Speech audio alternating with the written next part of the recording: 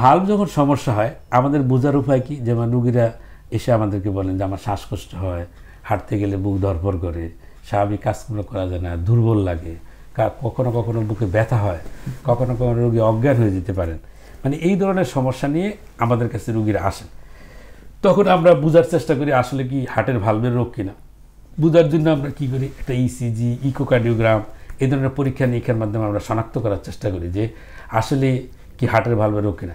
এখন সবচেয়ে একটা যদি পরীক্ষা বলা হয় যে হার্টের ভালভ নির্ণয় করার জন্য একটা পরীক্ষা কী করলে সবচেয়ে বোঝা যাবে, সেটা হলো ইকোকার্ডিওগ্রাম। ইকোকার্ডিওগ্রামের সবচেয়ে বেস্ট পরীক্ষা, যার মাধ্যমে আমরা একে সঠিকভাবে কোন ভালভের রোগ এবং এটার গ্রেভিটি কীরকম, এটা কি খুব খারাপ অবস্থা আছে না এটা মৃদু সমস্যা না মডারেট টাইপের সমস্যা, মাঝারি ধরনের সমস্যা, এটা বোঝার জন্য ইকোকার্ডিওগ্রাম হলো খুব গুরুত্বপূর্ণ একটা পরীক্ষা।